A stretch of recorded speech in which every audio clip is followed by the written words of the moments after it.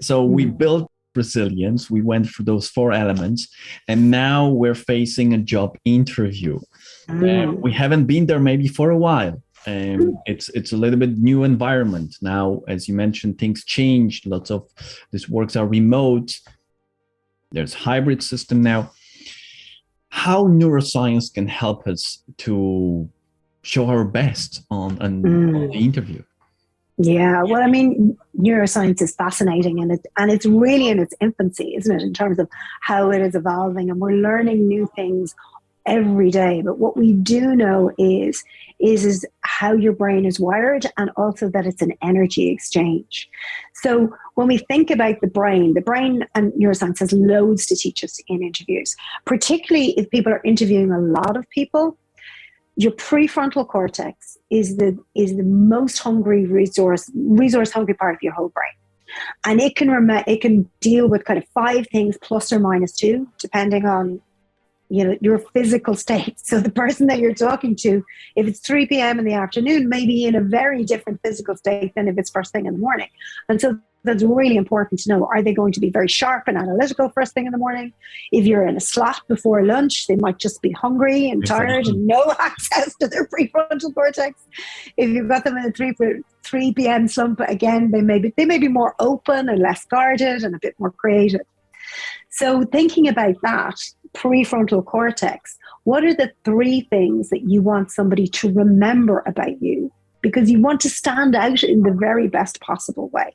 Mm-hmm. And I always say to people when they're going into an interview, it's not about you, it's about them. So we feel in an interview that we have to sell ourselves and have to sell our skills. The reason that you are in an interview is that the hiring manager and the HR people have a problem. They have a gap. They have a pain.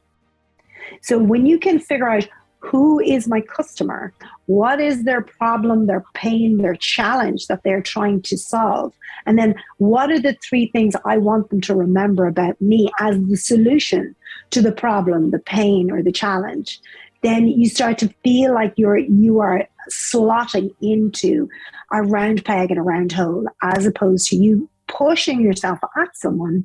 No more than any other sales job, what you want to do is you want to pull them together by understanding what's going on for them, what their possible pain points are, and then presenting your skill set as a solution to their problem and to their challenge. And then what are those 3 things? Because the neuroscience tells us that we are all the stars of our own movie. Right? Our default motor neuron network is self-referencing. It's all about, you want me to do what? And you need me to, that costs me what? And this affects me how? Mm-hmm. So we're very self-referential. We're very self-focused. And so when we can recognize what those things are in other people and then realize 3 things, prefrontal cortex is what they can remember, and focus, because we, generally speaking, want to tell people all the fabulous things about us, right? We want to push as much as we can and say we've got so many things, but actually they can't remember that. So 3 things is always a really useful thing to remember going into an interview. Yeah, fantastic. And this magic number 3, I remember it's coming still from Aristotle. And it's so easy for us to retain this knowledge, especially if we take this approach of emphasizing them a few times.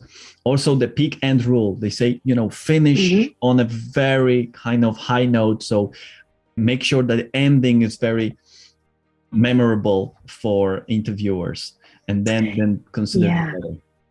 Well, the other thing is feel free to join our LinkedIn group. Hopefully I will see you soon. Thank you.